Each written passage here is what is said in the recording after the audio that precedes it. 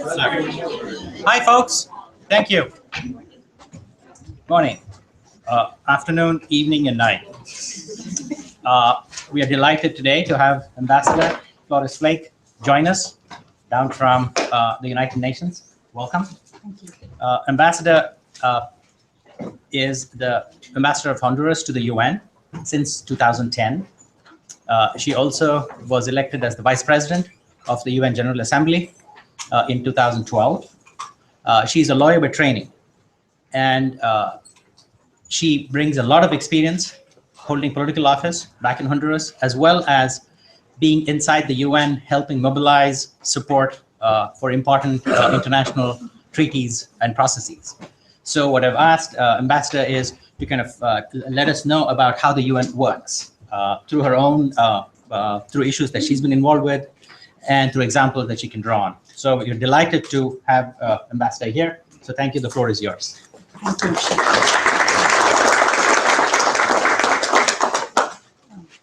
Thank you all so much. I'm delighted to be here.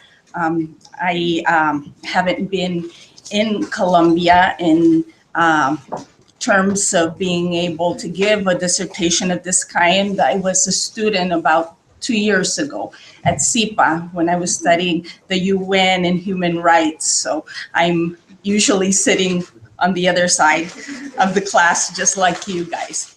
I'm going to tell you a little bit more about myself and my background. I am the first woman to serve as the PR permanent representative of my country, Honduras. My background is in politics. I'm also the first woman to preside the legislative branch of my country. I've served now as ambassador to the UN for 2 governments from my opposition party. And I have been here 4 years and some months. I started working with the Unity and Reconciliation government after the coup in 2009. I came here early 2010 and now have been reappointed with a new government that has a very progressive agenda, including embracing all the opportunities of this process, the SDG process.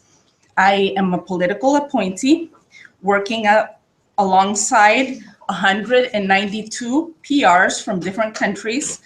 Some are diplomats, some are academics, experts in their field, politicians, businessmen and women. They come from all experiences and all walks of life. My strength is that I know my country well. The people, the political and social and economic dynamic. I know women. I'm a woman. At least I aspire to know women. Youth, and I can work beyond party lines in politics and engage in national priorities. So this is what I can contribute to the discussion. Only that there are so many aspects and there are so many other capacities that need to be present at these negotiation tables. In adopting a universal global commitment, you need leaders, teamwork, a strong knowledge and research base, and a framework that is open and inclusive for the most knowledgeable, for the experts, for whoever is bringing forth innovation, the thinkers, the people that are committed, responsible groups to the communities. And you need all types of sectors to be part of this agenda. So the question is, do we have this? Do we have this at the UN in this process? And I would say that we have some of it, but it's not all that it can be and should be.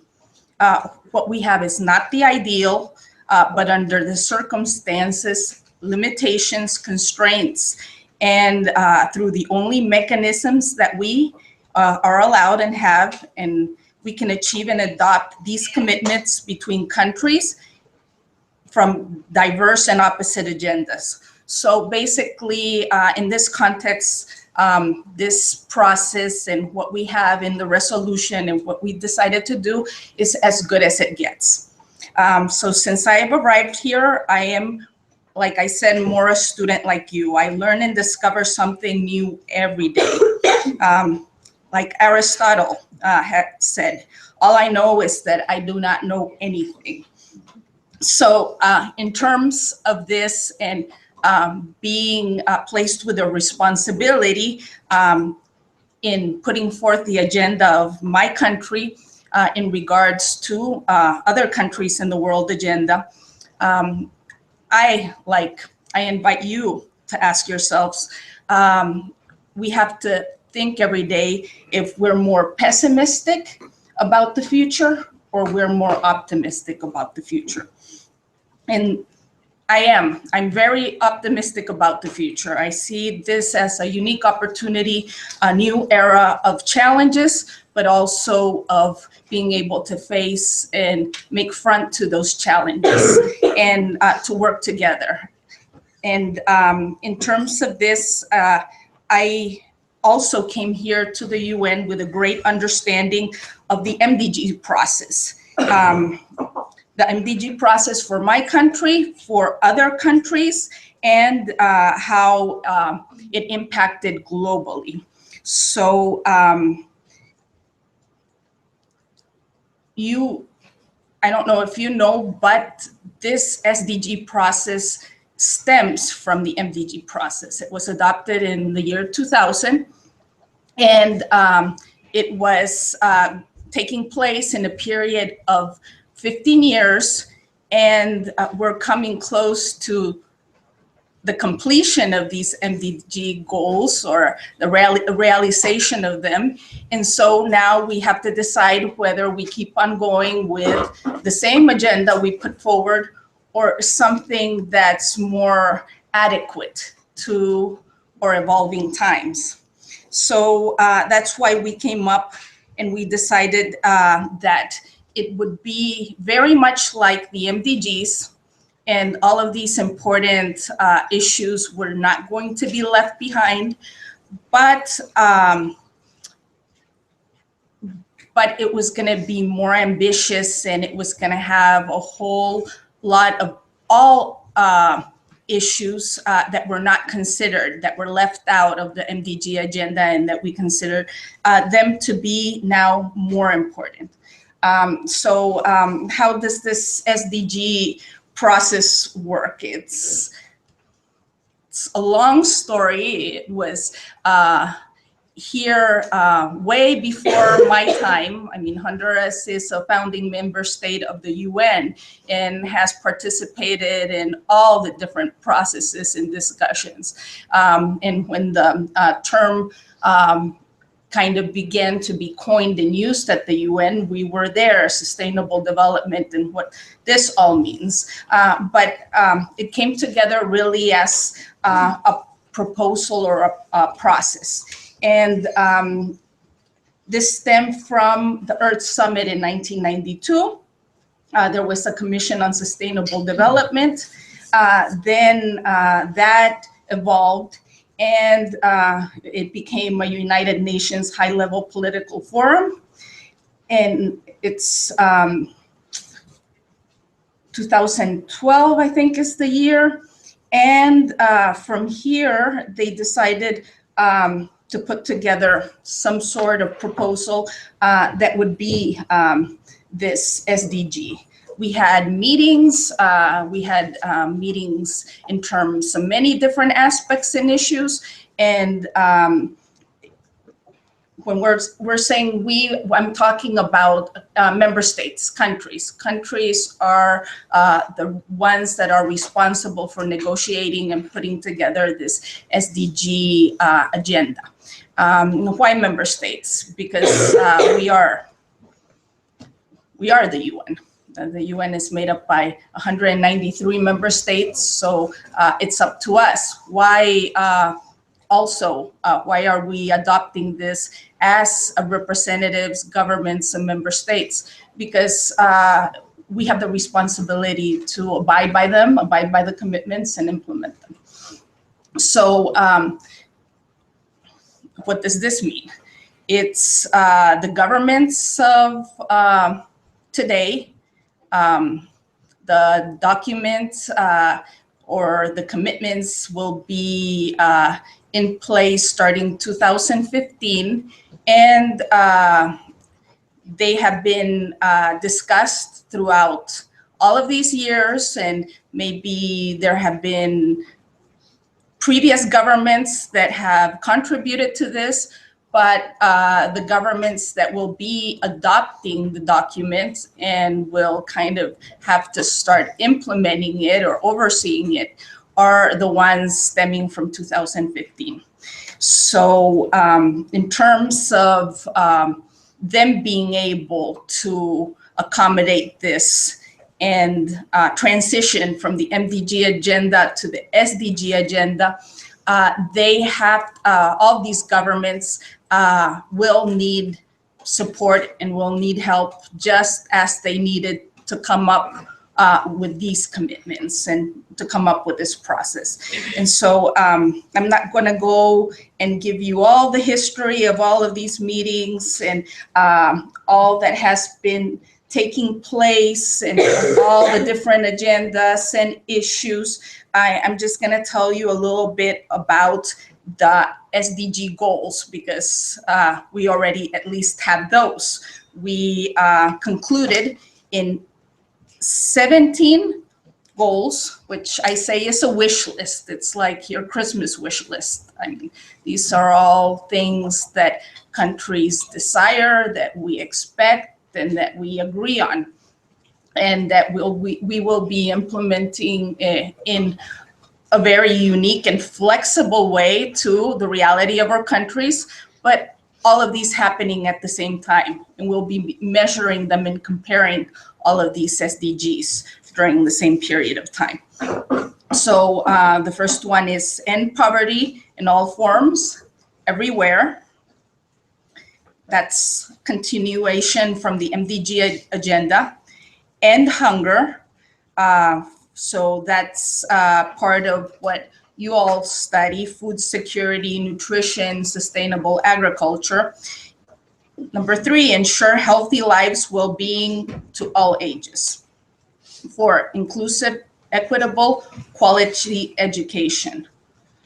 Promote lifelong learning opportunities for all. Sounds wonderful. 5, achieve gender equality, empower women and girls. So that's more of the MDG agenda coming forward or continuing. 6, availability, water, sanitation for all. 7, ensure access for affordable, reliable, sustainable, and modern energy for all. And what that all means. 8, promote sustained, inclusive economic growth, full and productive employment, decent work for all. That's a great challenge for us right now. In this country and in developed countries, nevertheless in developing countries just the same. 9, resilient infrastructure, inclusive and sustainable industrialization, and fostering innovation. 10, reduce inequality within and among countries.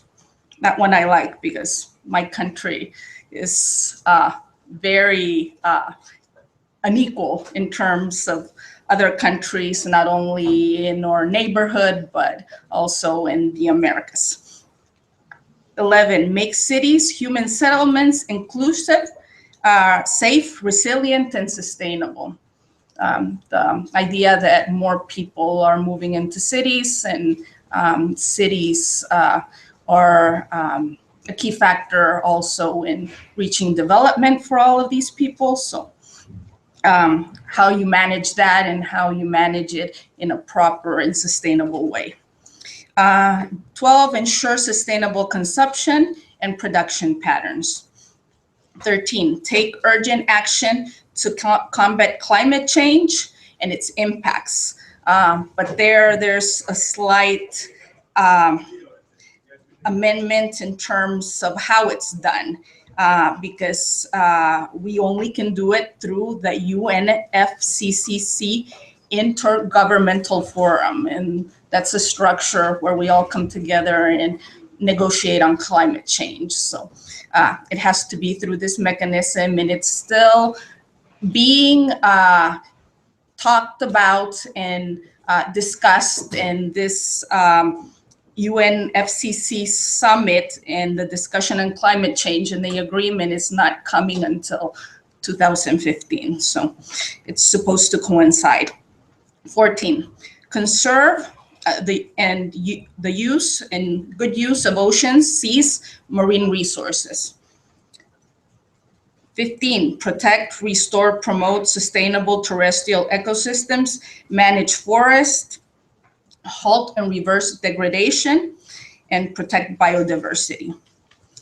And 16, promote peaceful and inclusive societies, access to justice, build effective and accountable and inclusive institutions at all levels.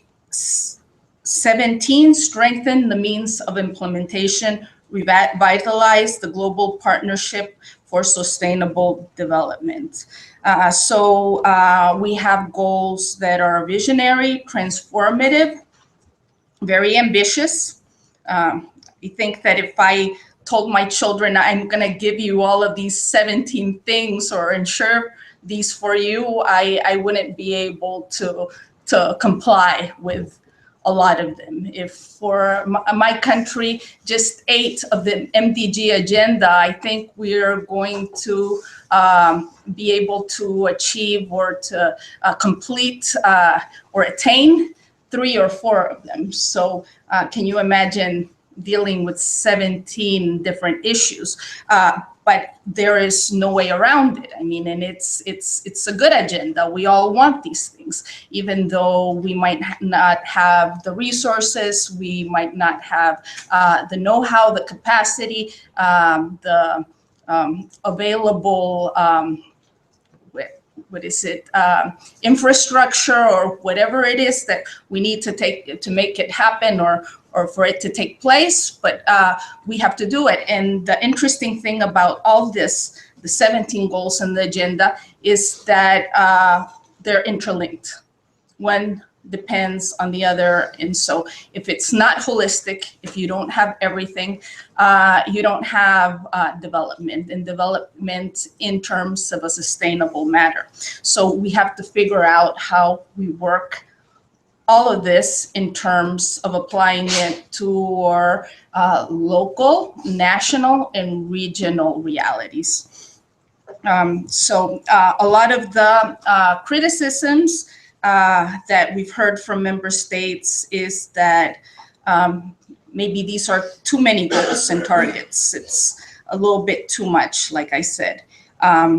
Some of them, this is not enough. You have to pursue a more aggressive, holistic agenda. There are things that are left out. There's based on 3 pillars, social, economic, and the environment. Some say what happens to rule of law, what happens also to the cultural aspect of things, what about governance and the political. It's just there, but it's not really, there's no evaluation on it, no indicators for it. So how much does that democracy impact all of these things? These are things that are they're incipient, they're outlined, but they're not the priority in terms of, or the most important aspects in terms of this agenda. How about human rights? I mean, yes, there are things, and in terms of all of our agreements and conventions and commitments, you have the human rights aspect, but it's not it's not throughout the document strengthened in every way. All of these aspects are not outlined in terms of how you deal with them in terms of this new century and what is to come. So there are a lot of things that have been discussed and that were not prioritized in the agenda. So they're supposed to come afterwards. And a lot of these aspects, we're going to see them like governance, rule of law, coming together this year and part of the next before the report of the Secretary General, the synthesis report in terms of financing, how we're going to finance all of these sustainable development goals. Is it going to be more ODA, more of countries' commitments?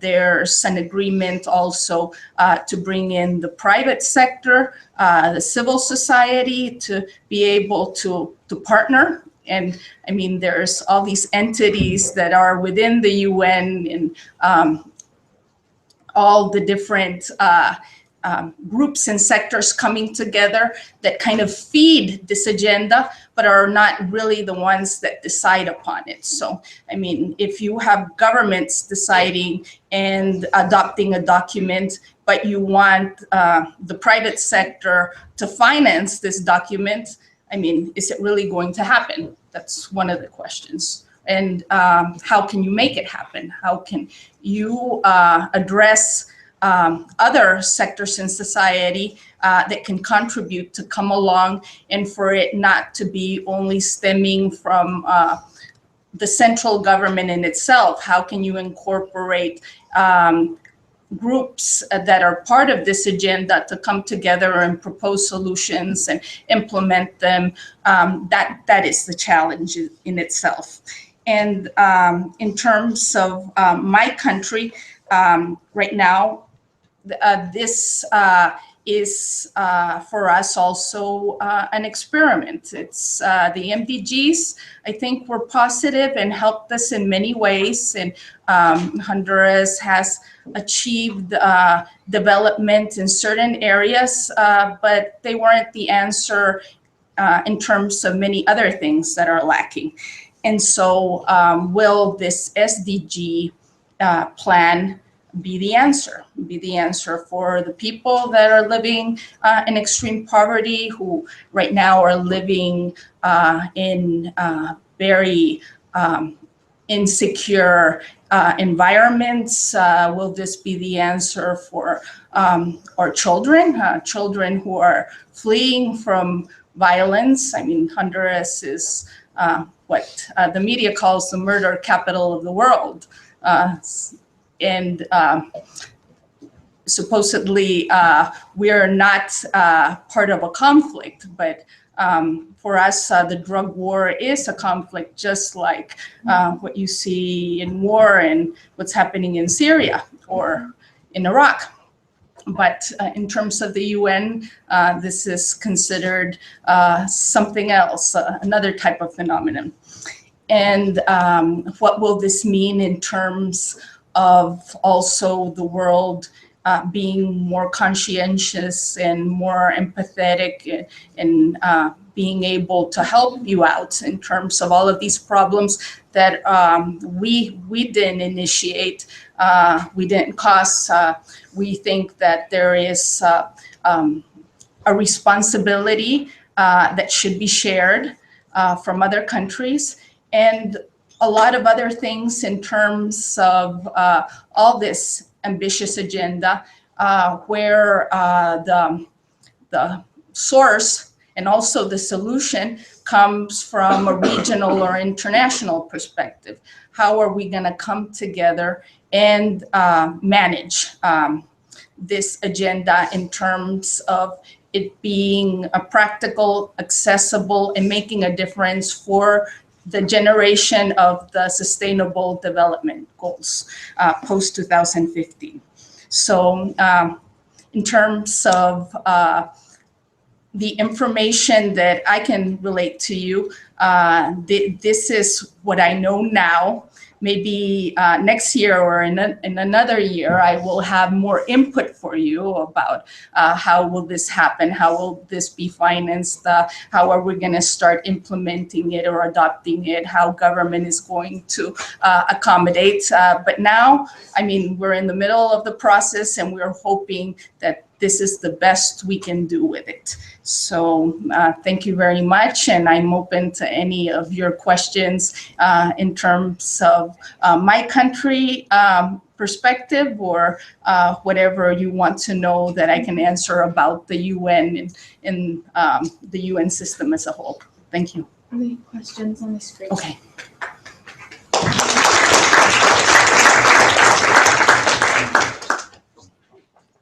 The first one? Okay. How to empower the citizens on important issues such as governance, transparency, and accountability. That would be the first one. Well, thank you. I knew when I was studying we didn't have all of this. So this is a great tool. I think that this precisely what we're doing today is the way you empower citizens, how you can teach them and make them participate in governance and learn about these issues. Because if people on the ground living their everyday realities don't understand what all this means on paper, it is not going to happen for a country. It is not. I mean, central government and bureaucracy cannot be everywhere, do everything. And especially in my country, we learned that to have success in anything, people have to live it and have to know it.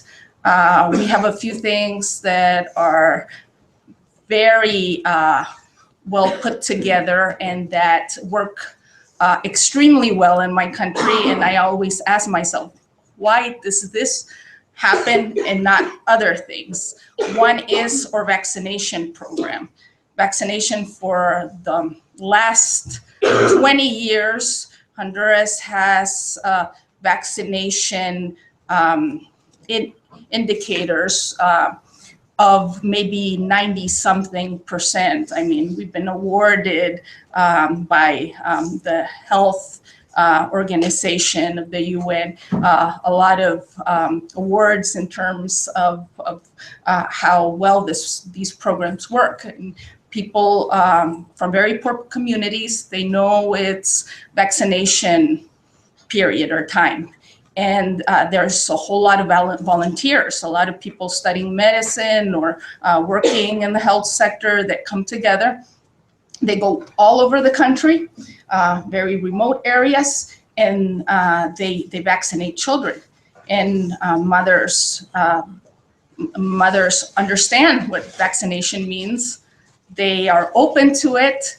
They trust the doctors. So in terms of being able to afford the medicine, thanks to also the UN processes in the international community, if it's available, and there's a lot of pharmaceutical companies that give very generous donations, we can vaccinate great number of children and have success in all these campaigns. So that's something that works because people understand it, and people kind of demand it. I mean, if they don't get their vaccinations that year or whatever, people will complain.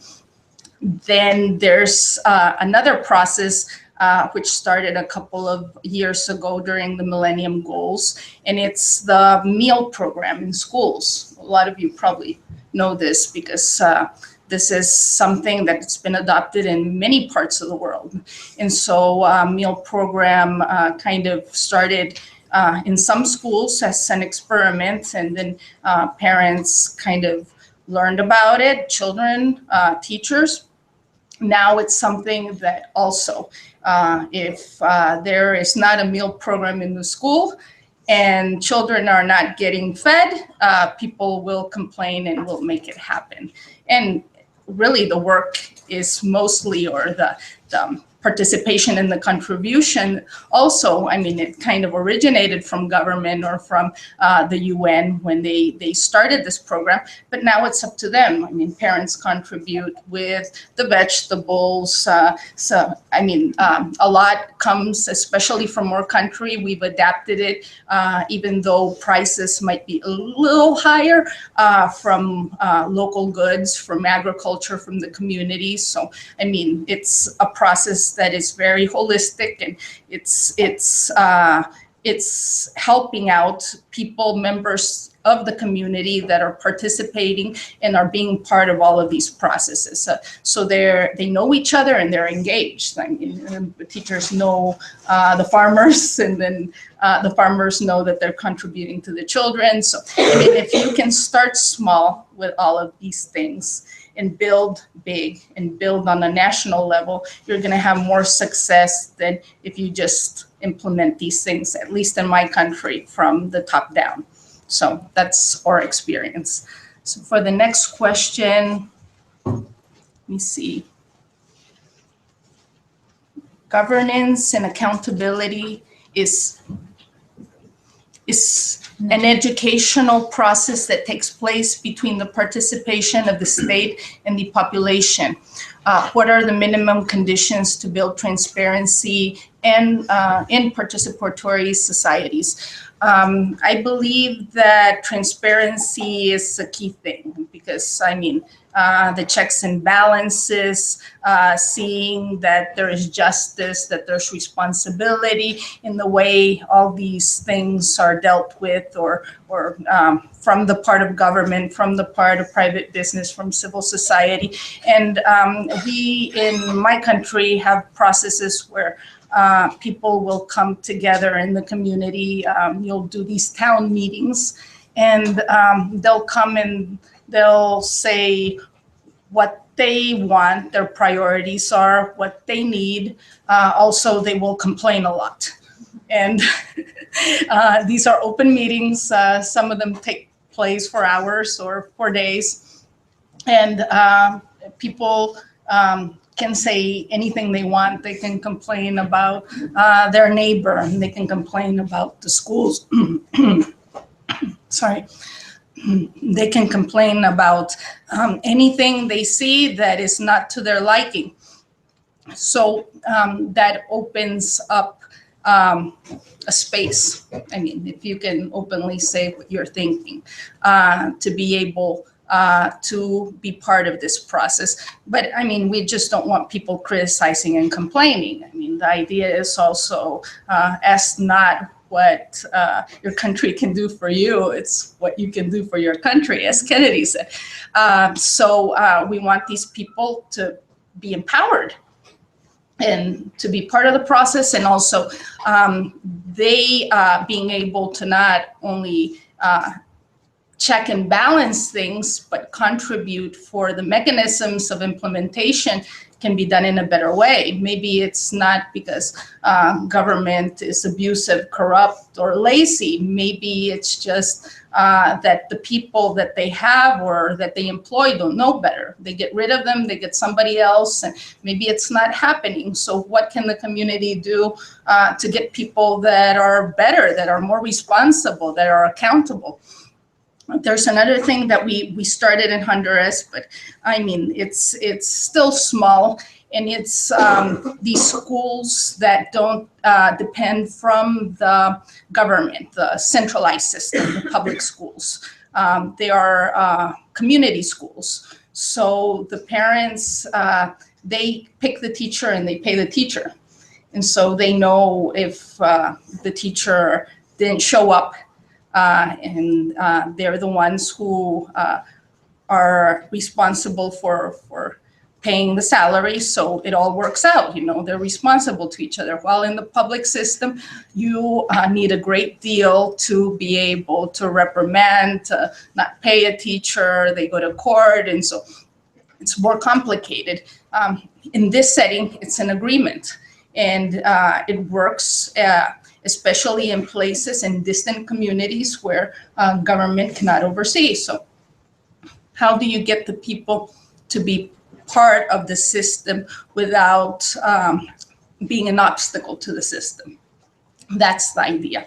And for people to be more generous, to contribute, to volunteer, because I mean, for a lot of this that's taking place, not even the richest governments have enough money to be, dispensing it, so people can collaborate with things that they think the government should do. So you need people at different levels with different sets of commitments coming together to work this, because they just believe that it's better for their communities, and this will help their children. I mean, basically, that's why you do something for the next generation and whatever future they will inherit, because you believe that children and everyone, I mean, not only in my country, all over the world, deserve better opportunities and a better future. So that's kind of the idea. I think that all of us who are representatives of member states have. How do you do the best with what you have and what you can offer to people that are growing up right now in the SDG process? So let me see. The next one is, I think. How is Honduras engaging stakeholders in country, particularly rural and low-income people, on the SDG process and goals? Okay, now one interesting thing was that for this SDG process, they did experimental consultations in countries. The agency UNDP, I don't know if some of you might know it, some of you might not. The Agency for Development did this sort of consultation process in my country, asking about priorities in the transition to the SDG process. So they asked people about governance, they asked them about civil society, they asked them about issues that had to do with human rights. And so they put together, I mean, the results of all these consultations and sort of survey. I mean, this is important and this is not important to the Honduran people. This is who they acknowledge as responsible sectors in society, and so on and so forth. And so like this consultation, other countries had different ones about different issues, about risk management, about the environment. But in Honduras, it was basically, I think, mostly about governance and the different levels of participation and, I guess, openness in society for all these sectors to engage. So that was helpful, but you're gonna need more. So we're talking with UN agencies, also with the Secretariat. I'm very involved also, not only here in the UN, I go back to Honduras and I work with UN resident coordinator who oversees the whole system and the agencies. And we work also talking to government and to other sectors and trying to see how to prepare people to understand the SDGs and how to see how they can come together for their implementation. Because like I said, already the 17 are adopted. If people come to me right now and say, well, you should have 18 goal, such and such, and it's not happening unless, member states come together and do something out of the box. So this is what we have to work with. The idea is how you link this to what people can do and what they can achieve in their daily lives and what they can construct together. And you can have a very poor child in Honduras, that if that child receives nurture, care from his parents, a secure environment, proper nutrition, education, I mean, maybe the education there in his community won't be that wonderful. I mean, it'll be maybe math, some, what is it, a vocabulary, Spanish. You might have them learn certain things that are beneficial to them in their community, maybe some sort of initial steps for agriculture, or maybe fishery, whatever, and then basically what it takes for them to become a responsible member of society. But if you wanted more, if you wanted that kid in primary, secondary, and then in the university to be able to come here to Columbia or to Harvard or Stanford or Oxford or any of the universities, that you have to be very intelligent, and you have to take all these tests and be prepared and have a certain level or degree, and somebody would give this kid a scholarship. It's happened before. It can happen now. How many of these kids can we prepare to be at the level of kids in the best universities? A lot of them. They have the capacity. They can learn. They can become responsible members of society. In terms of global citizenship, which is another thing that I could address here, because there's a whole concept behind it. What does it take to be a global citizen? How you teach global citizenship. So you can do this with kids in my country. It's only because government would like to do it. Government would like to give all these kids quality education if they could afford it. And I'm sure the parents would like this too. The teachers would be also very supportive. If somebody would support them to be able to teach more or to learn more and then apply it to whatever they tell their students, they would be very happy. So how do we establish all of these partnerships for the future? How many universities around the world would like to engage and partner with schools or universities in poor countries like Honduras? We're yet to see. Let me see. Compared to the MDGs, how were developing countries given more overall participation in the creation of the SDGs? If possible, please give me examples. Well, when we say developing countries, that it's kind of a term that really doesn't fit the reality of today. It's now I was reading in the New York Times a couple of months ago an article talking about Bill Gates and him talking about lean and fat economies, which is really interesting because since my country comes from a lean economy, our footprint is very small in terms of the footprint of the United States or developed countries. I would say that it gives a new perspective, and it makes my country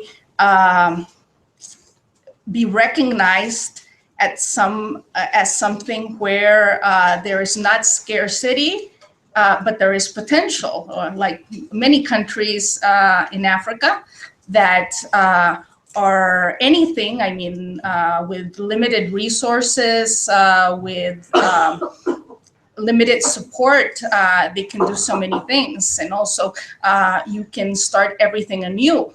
In cities like New York, if you wanted to design or build sustainable infrastructure in line to the expectations of the new generation of today, it would only be possible somewhere where you haven't constructed anything. You would have to refit different buildings to do that, but sometimes it's just better to knock them down than to be refitting them again. I mean, we just recently did that. We remodeled and took all the asbestos from the walls of the UN building. I don't know if you guys have seen their different stages of construction throughout this year, last year. And I mean, now we're back to the old building, but it was, I mean, it was more costly to do this than to tear it down and to build a new UN building. So is it worth it? Yeah, maybe because it's patrimony and because it's a landmark in New York. But how much of this is worth it in terms of cities? So in Honduras, the good thing is that you can build practically anything new. And it's more flexible. And so like a lot of developing countries or lean countries, to say the least. So how is their participation? I think we have a common point of view, and this will help in the financing process and discussions, and this will also help in the implementation. Whatever strategy we come up with for countries like Honduras, it will be very similar to countries, like I said, in Africa that have or same basic necessities and challenges, and that rural communities are very similar in terms of what they're lacking and what they can offer in terms of resources, people, anything that will contribute to this agenda. So I think right now, in terms of what we've agreed to, they have been there contributing, like I said, with their wish list. I mean, you can see different things in terms of rural communities. You can see also things about minority groups, indigenous people, going back to the reality in countries in terms of their identity, because a lot of what we have implemented also comes from especially in my country and land countries, from a westernized model or system. So what if we would go back to pre-Columbian times, before we knew how the Spanish or colonial countries kind of governed, and we went to a more community indigenous model and kind of redesigned it to fit this age and the new realities? What if we did that? What if we, I mean, there was kind of a movement, and for you that know Latin America, what's been happening in politics and governance, and some countries changed their legislation or their constitutions to incorporate more things about the environment. I mean, constitutions maybe in Peru and Ecuador talk about Mother Earth, La Pachamama, and I mean, something in terms also of community resources, not individual property, how it was seen before, because we have a very liberal constitution. So all of these trends, I mean, kind of were happening also because of a lot of the processes inside the UN and the recognition finally of all of these groups and people. And that kind of development wasn't only coming through this perspective, but was also a reality in different dimensions in terms of new designs that could be applied, or that could be invented, or using old things that, I mean, everything, even though it's new, is kind of something that stems from something else, I mean, from the beginning of time. So in our case, maybe it would be also something, very helpful to go back to the times of the Mayan civilization. I mean, you have in Mexico, you have the Aztecs, in also Peru, you have the Incas. And from that, you're getting many information that people just in their communities were aware of, but the international community wasn't aware of all of this before, or how it could be used to benefit them. And then you have now movements like the quinoa movement that I'm sure also here in New York is very big, and how this is very nutritional and can be applied to different foods. That stems from the indigenous culture. So if we could do this for our countries, kind of discover, educate ourselves, go back and see if these models are more of a model that works for our reality, that would be interesting. I'm not sure if that's the key, because in terms of all of these years that Honduras has been part of the UN and has been part of all of these systems, and saying, how come you are how you are right now? How come you haven't moved forward? How come you're not more developed or industrialized?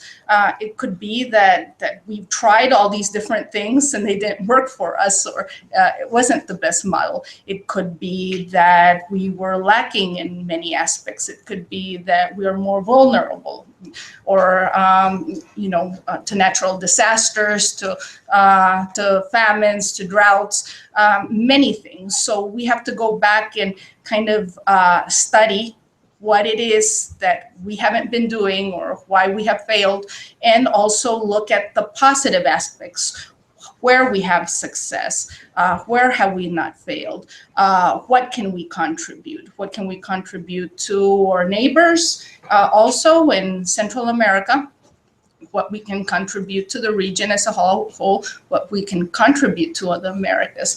I mean, I tell a lot of our friends, the bigger countries in the Americas that think that they have to lead the pace, or that, whatever development is going to come from them downward. And so you have in the Americas, US, Canada, then Mexico developing. Okay, eventually Central America, it's going to happen for you. I tell them, well, it's like, I see the Americas like an organ in your body, or your system. We're the central part of the Americas that connects North and South. And we're like a bridge. So if it's dysfunctional, if it's broken, if something is obstructed, things are not going to flow.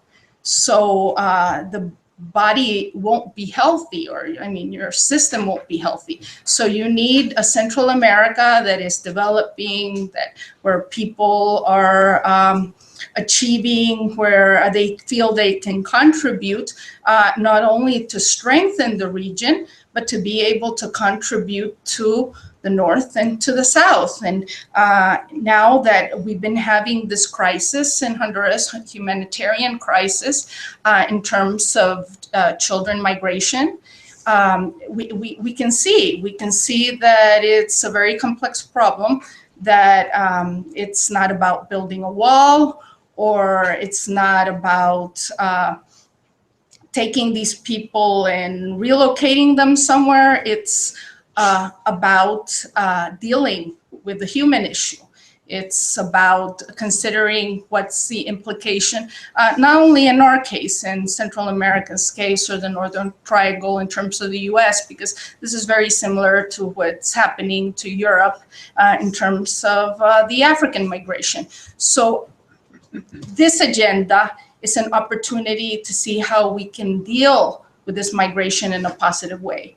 Look at what already migrants contribute to the economies. Look at remittances, how many countries that's their primary sector. You can see stats in the Bangladeshi economy. It's mostly from people sending remittances.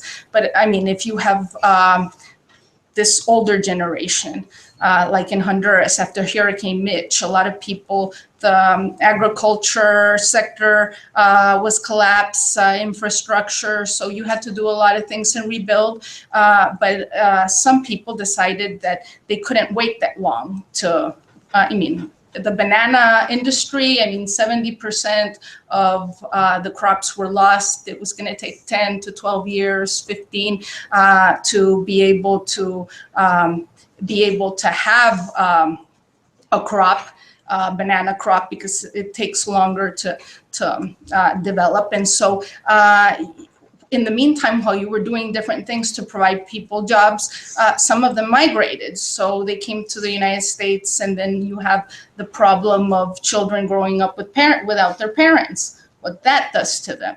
So migration has positive aspects economically, but then it can have drawbacks, because then you see their children, the parents, hard workers, came to the United States, or just like the immigrants that go to Europe, go do construction jobs, work in the agricultural sector, do things, but their children may be now delinquents, so they come to the countries, and instead of contributing, they're an expense. So, I mean, you have to look at things in an integral and a holistic way. And I think that this agenda will help us do more of that. So I'm very positive in that sense. I'm not sure that this will resolve all our problems. I mean, that the wish list will be something that will be helpful to everyone. But I mean, we can do our best, and we can try. Thank you. Thank you. What we'd now do is, I see that some of the questions are from the MDP students here at Columbia. Okay. So we'll have a short break, come back, and then Ambassador, along with our senior faculty from Earth Institute, Dr. Jana Rubenstein, will address the class, and we'll have a much more open kind of discussion. Okay. All right. Okay? So thank you again. Thank you. And goodbye, guys. See you next week.